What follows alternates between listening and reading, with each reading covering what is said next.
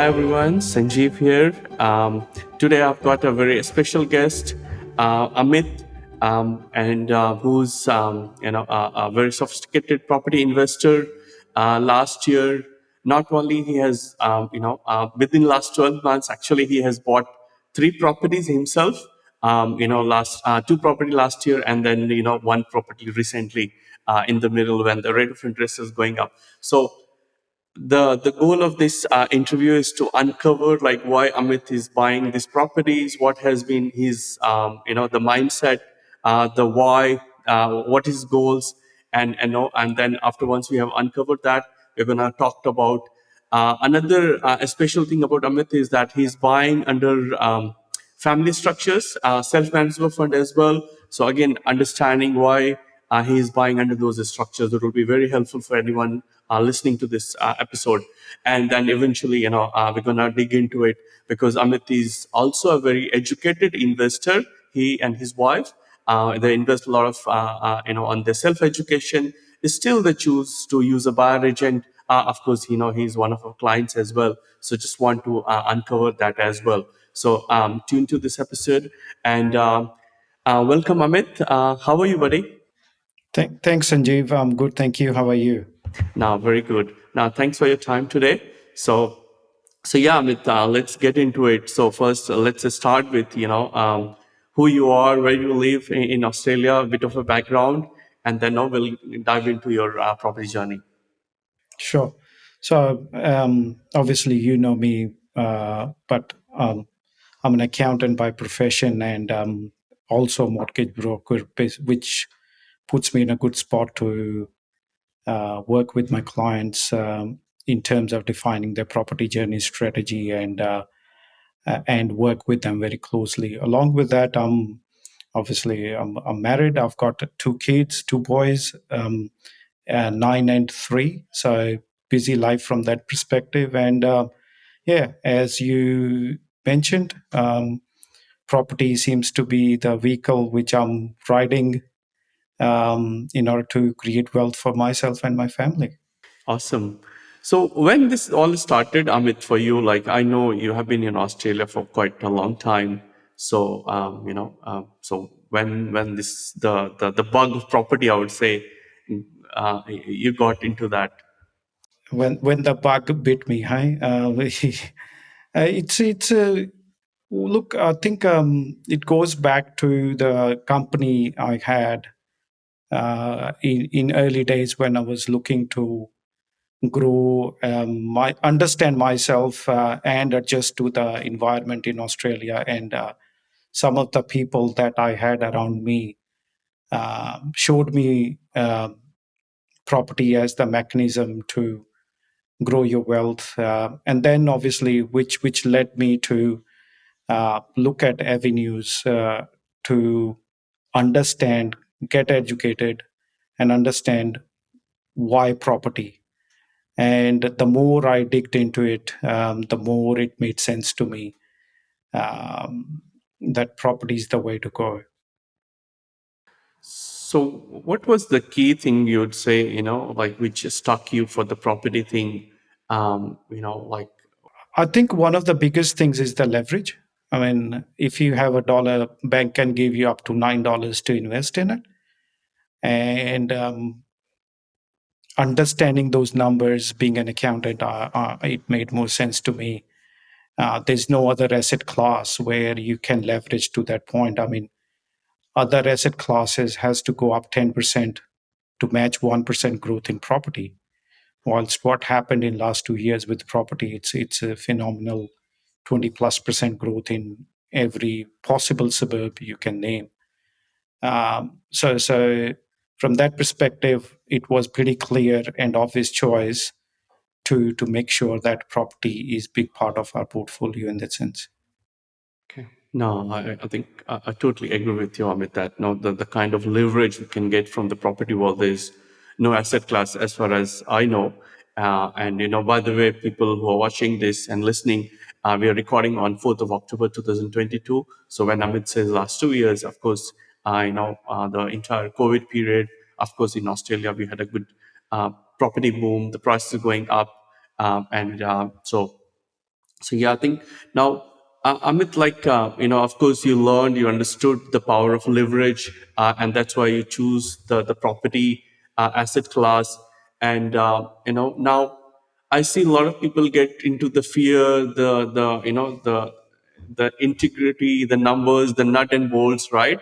And somehow they get lost and couldn't and not able to take action, even they know that no, property is one of the good asset class. They need to invest, they need to do something about their money, wealth. So how, or like what was your goal, or or your why? Because I know why is always an important part of the puzzle. So how you manage to get that on board? So, from my perspective, first few years it was pretty much education, right? Being the first generation immigrants, it was very important for me to understand the dynamics of the economy in Australia, and then making a decision that property is the asset class that I want to invest more than any other asset class. I wanted to make sure that I've done my research and I've understood what I'm doing is the way to go. One of the biggest things that was lack of education leads to fear, and to dissipate that fear, one has to understand, learn, and develop, and get to a point where it almost becomes your second nature. So I think um, I would credit it a lot to education, making sure that I've learned a lot and understood what I want to achieve and how I want to achieve. Um, is well supported by facts rather than emotion. I think that makes sense actually. I think because a lot of the time I agree with you, like personally also, I think that all my action came because I was educated. And of course, education is the first thing. Education doesn't guarantee you the action. But I think once we learn, and especially learn from others who are taking action, doing or being successful in the same field, gives us a lot of inspiration, insights, confidence, and then taking action is of course the next part of it. But I totally agree with you that no, I think, and yeah, I think it's good. So what sort of education you would say, Amit, like which has helped you? Look, as you know, we have shared platforms on different occasions. Understanding the overall macroeconomic condition, how property fits into the ecosystem of the country, and then understanding why I would want to do it was the key part from my perspective in that sense in the journey. Um, so that from education point of view, obviously, like I said, understanding the macroeconomic part, and then looking at the historical trends in the property, understanding what are the country goals, um, and then talking to people who have done this again and again, and what and how they do it. Um, what are my options within the property, right? So buying a property is just not the end of it. Then whether what else can you do with it? Like, these days a lot of people buy properties with intention to rent it or sublet it, or go with Airbnb, do subdivisions. There are all those dynamics um, within the industry that you can look at, and finding what resonates with me meant that I need to go out and talk to different sets of people and then dive deep into what made more sense to me, which is what I've been continuously doing all the way along, as we have been um, trying to explore our options throughout the journey. Okay. So to reconfirm, your like what you're saying is that pretty much learn, understand your different options, learn about different strategies and in property, and see that what you resonate with, and what's something, of course depending on your risk profile and everything, and then go and take action, execute them, right? And that was the key part, right? What resonates with me may not resonate with you or someone else. Finding that is the key, and probably that was one of the biggest fears in terms of whether what I'm about to do is the right thing or not. And then as we kept on getting education, it helped me understand what resonates more with us as in when and that's one thing that I've learned over a period of time being an investor myself and working with a lot of people. There's no me in property journey, it's always us, because it's a long term. You are invested in it for long term, and there has to be buy-in from your entire family, not just you. No, I agree. I mean, it's a team sports, right? And the team starts with your family, your wife, your partner, and of course, surrounded by all those people who are successful. And yeah, I think so. I think that makes sense. Amit, now thanks for that. Now, would you like to share, like, how big is your property portfolio at the moment? What's happening? What sort of properties you're buying? So I've got in total 5 properties in our portfolio as we speak, and we're looking to grow it in coming couple of years yet again. So uh, one of the things that with property is, as you mentioned, understanding the structure. So to give you an example, all 5 assets we have are under different names, different structure names.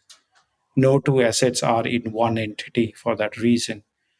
Um, Fundamentally, the reason behind it is, it takes us forever to build these assets. Making sure they are protected from uh, unwarranted circumstances is the key, and that's why I have structured it in a way that they are mutually exclusive from each other, and liabilities from one asset does not impact other asset. That's how I have structured it in that sense. So the reason, obviously, it takes us a lot of time, energy, and effort to build our assets, right? And one of the things that I'm big on is to protect each individual assets from any other liabilities coming out of other assets or other businesses that we may have. I tend to seclude all assets and all businesses from each other. You don't want to make a cocktail out of everything, and then when it hits you very hard. Yeah, I agree. There's no point building an empire and then not having a good foundation in terms of if you can't sustain or protect them, right? Yeah. So what sort of structures, Amit, you have been using for your property purchases? So obviously there are assets in our name, but then there are assets in trust, in self-managed super fund. Depending on our needs and long-term goals, we have defined those structures and buying our assets in those structures. Obviously, tax asset protection is one of the big things, and then the other aspect that there are, basically we look at 4 pillar strategy to evaluate any major transaction like that. And one of the things is asset protection, tax planning, and then few other aspects we look at, and then we make a decision whether which structure is the best in that sense, to buy the next property or project in that sense. We all our assets are mutually exclusive. They are held in independent structures. So one's liabilities are not connected to the other liabilities, other assets, and so some of our assets are in self-managed super fund, whilst others are in trust, and our owner-occupied properties in our name for obvious reasons. Amit, like say you mentioned, like you find the reason behind so that no, they're mutually exclusive from each other for good reasons. But at the same time, does it help as you as an investor so you can leverage more or have more tax benefits? Any of those sort of things? Like I mentioned before, there is a four pillar strategy we look at. One of those elements is tax planning. And when we buy, or I realized when I buy a property in my name, subsequently 10, 15 years down the track, when I sell it, the entirety of the capital gains tax would be will go into my tax return, personal tax return. However, if there is a structure available and we have used a structure, it helps me manage my tax at that point in time, depending on who else is available in my family to share the profits. That's very fundamentally on a very high level uh, um, a core strategy in terms of tax planning that we look at and evaluate our clients' needs, or and that's how I looked at mine as well. Uh, where do we sit right now? By the time I look at selling, if at all, at that point in time, what other options do I have? And then accessing those options was the key, and putting it in a structure was the way to go to make sure that those future possibilities are open to me at that point in time. Would you recommend investors like they can buy under structures at what stages they can start at a very early stage or no once they have bought a couple of properties? I know it's sometimes it can be tricky depending on their personal situation, but of course it's not a advice or a financial advisor any sort of thing. But no, in general, any comments on that, Amit? Yeah.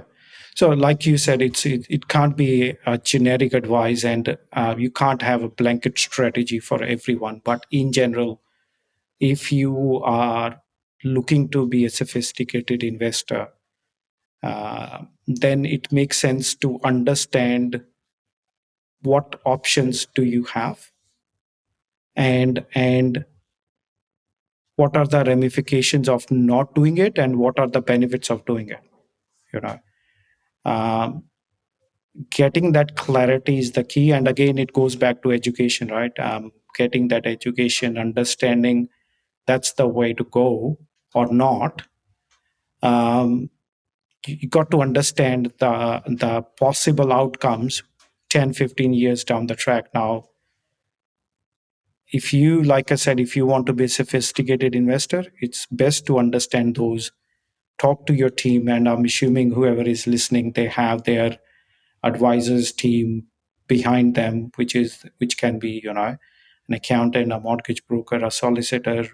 For that reason, they have well-defined team, and they can lean on them for their advice in that sense. No, thank you, Amit. I think you're repeating a couple of things, right?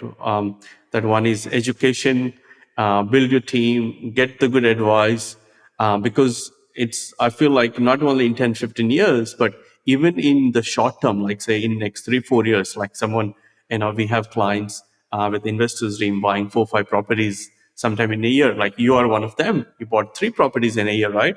Now, I mean, if you don't understand, you don't set up early, then once you have already got 5 or 6 properties, then it might be a little late, right? You might be stuck. So it's again knowing the options beforehand, which you have been telling. I think it's very important so that you can plan and then play your cards right accordingly. So I think yeah, that makes sense. Okay. Now, Amit, a bit on, of course, last year in the middle of COVID, you bought two properties last year, and now, right now, literally last month, you settled in a property in September 2022. Now, rate of interest is going up. A lot of people are panicking, right? Is this the right time to buy and sort of things? But you're not stopping now. I can see you're planning for your next one as well, right? So what's going on personally on your side? Why you like no like why you keep buying? What you have to say? Yeah. Look, I think COVID, GFC, COVID, or interest rate rises, falls, these things are part of our ecosystem and they're going to happen, right?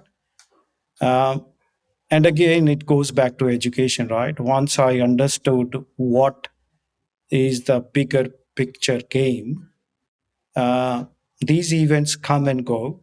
They do have impact, short term impact, but on a longer term strategy, when I'm talking about 15, 20 years, these things will play out and they will get washed eventually. Um, whilst interest rates are going up, there is a lot of noise about interest rates and inflation for that reason, right? There is limited discussion on uh, the mining boom we are having. The agribusiness is, we are exporting a lot at this point in time. There is shortage of building material, which again means that cost of construction for the new homes is going up, which in turn would mean that existing dwellings are going to go up yet again. Uh, we heard recently there is talk about increasing the uh, migration to this country. So all those factors are, you got to look at bigger, broader picture. Whilst yes, there is noise about all those things, I think they may have impact on those things short term. I do understand that in long term, these things will, the impact will be minimized, and the journey or the property market will continue to go on its path. Um, Fundamentally, it's buyers and sellers that define the market in long run, not in short term. Yes, those fear and greeds would kick in and define the nature of the market in short term, but overall, I don't believe these things have long term ramifications for the market. Yeah, I think I agree. I mean, so what you're saying is, I think pretty much don't just look at the short term, look at the long term, and of course, look at the opportunity. I mean, so I totally agree. Buying existing houses, I know that's what we recommend to all our clients that buy existing houses, big land, decent land at least, right? If not very big lands, and then buy houses, and the construction prices are going up. It's crazy. It's not stopping, and I think if you can buy those existing houses, pretty much no way, and especially you're buying 4, 5, 600K, in the current market, you can't even build those houses for that price. So I think looking at the opportunity was give in the current market as well. I think now someone will do well buying those existing houses, right? Where of course look at the vacancy rate, the demand supply, infrastructure, all the biggest Yeah, spending. exactly, and that's what I mean. If you look at any commentary in the media at this point in time, they're isolating these two aspects of the market and doing their forecasting. There's no mention of anything you are talking about or the aspects that I mentioned. There's no adjustment for those factors. I mean, a couple of weeks ago, big mining companies paid out to the tune of $18 billion in dividends. Now, that sort of money, when it flows into economy, it went into investors like you and me, their pockets, whoever bought their shares, right? Now, that gives so much strength to economy out of nowhere, you know, and there is no adjustment to these forecasts to the property where all these people are saying it's going to fall, it's going to fall. No, it's not going to fall as if you're, it's not going to have a vertical fall as everyone has been suggesting. Yes, it's correcting like anything else. Any healthy market would go up and then it should correct to some degree before it goes up again. And it's no good investment will keep on going in one direction for the rest of your life. it is cyclic and it will remain cyclic. No, I think, yeah, definitely, that makes sense, Amit, right? Hmm. So yeah, I think $18 billion, right? It's a lot of money as a dividend Yeah, profit, yeah. right? So to be shared with the shareholders, or And that was the just one or two key people. companies. That was just one or two companies that have paid out. Yeah. And of course, media is not going to talk about these things. I think the main thing is, the negative news, the fear thing. That's what sells. That's what media feeds, and we all know that, right? So I think, now, thanks, Amit. Now, I know you and your wife. I think you mentioned a couple of times. In fact, a lot of times, the key is the education. Learn. I know you invest, heavily on yourself. You have got mentors. You and your wife. Now, I know you have all the tools, everything, to buy a property yourself. You don't need a buyer agent as such, but still you choose to use a property buyer agent, right? And of course, you're our clients of Investors Dream. Now, what has been the key reason of you, using a buyer agent, Amit? Uh, I think whilst the way first thing for us was getting education, and then from there our biggest challenge was, do we have time to go out and find the properties that we want to buy, and then negotiate for those, right? um, with young family, and I've got multiple businesses that I run. With all those businesses and young family, allocating separate time to buy property was a decision we had to make, whether we want to go down the path of investing our time or get an expert like yourself on our team, and get you to help us find the right property. Certainly, with COVID coming along, all those travel and all those challenges were there. Um, and a lot of people would have thought that I'll pause my journey because I can't go out and see the properties and do things. And that's where we thought somebody like yourself can come in, who can look into it a bit more deeply than us, invest more time into it than we can, and find the right solution for us, and provide us with what we need so we can continue with our journey. The challenge was, if we wanted to do ourselves, we probably would have executed one transaction in last 12 months instead of three, right? And time is everything in that sense, right? If I want to sit on making a decision for 12 18 months, and not cash on what market is doing, then I'm losing out on it. You know, I mean, one of the projects has gone up more than $100,000 in 12 months, less than 12 months. So from that point of view, making an informed decision and bringing somebody like yourself onto the team to do what we wanted to do and continue to grow was the key aspect of our decision making process in that sense. Um, and the rest is history, as you know. Yeah, no, I agree. I mean, a lot of the time we don't, factor in the opportunity cost. Yes, you're educated, as you rightly said, right, with life, family, business, or job, right? I think, yes, probably, you could have gone and bought one property, but then now you have executed three.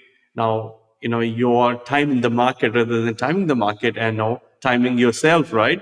You executed, of course, you did well. I think, the two properties we bought last year already, have done well. I think one is over 100,000, as you said, and another one is not far from there, right? And then the recent one also, I think we bought in a very moving market. So now you're thinking about your sixth property. So again, yeah, I think opportunity cost is a big one, right? And that's why we see our clients, coming and buying a lot of properties in a year, 2 year, and probably they would have done themselves, but maybe bought one property in the same time. And no, it's just yeah. No, thanks, Amit.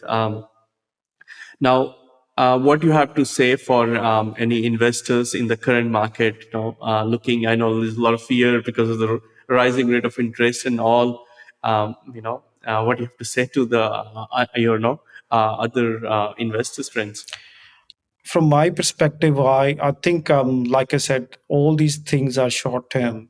I mean, even today is Tuesday on 4th of October. RBI is going to catch up yet again at 2 o'clock and make an announcement about interest rate rise. And most likely it would be an increase. Everyone is betting it would be 0.5, but I think realistically it should be 0.25 after they have increased it 5 times. This one should be shorter, smaller one. But again, what happens, we'll see. Uh, Whilst they're increasing it, they will decrease it as well, right? They did that 3 years ago. They're going to do that next year again, right? Um, and as I said, these things are short term. And I still remember when I bought my first property 12, 13 years ago, um, the normal interest rates were 6%. If you could negotiate below 6, then you have done a good job. Now today still, we looking at investors paying under 5% still. I'm talking about owner rock when I bought the first one, right? Um, and the other aspect is it's across the board. It's not just for you.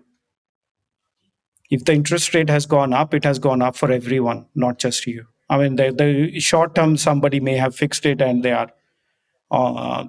may be advantaged in that sense for some period of time, but overall, everyone has to get in line and pay the same kind of rates. So I don't necessarily get influenced by the short term challenges, but do allow for it. I do keep an allowance for these things. I do create um, strategies to mitigate short term influences on my decision and make sure that if there is some adverse impact on my portfolio, I am not putting myself under stress. Hence, I build strategies to mitigate those risks.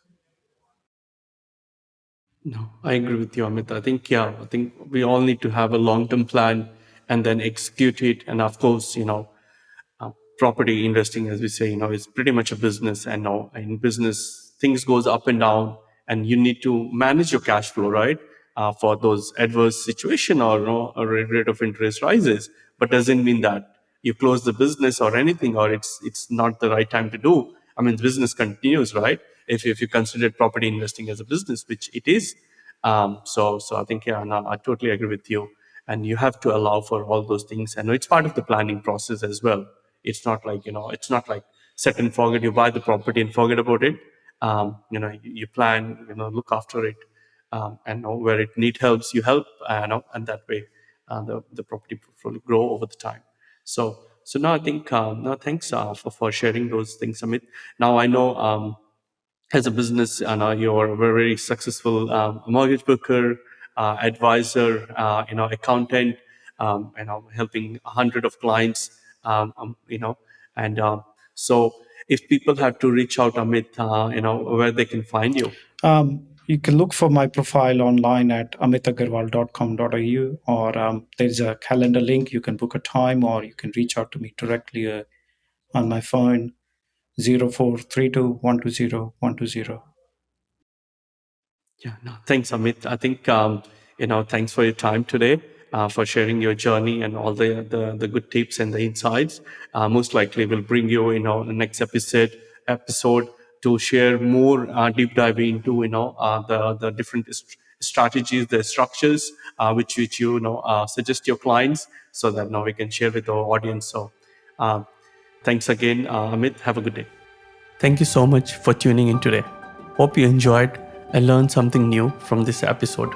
Please don't forget to review our podcast and tune in every Tuesday 8 a.m. Sydney time to listen to all our inspirational guests and learn from their property journey. In case you're looking for help with your property investment journey or building a property portfolio, please visit our website www.investorsdream.com.au to learn more about us and our services. And feel free to book a call from our website for a friendly chat. Have an awesome life and happy property investing.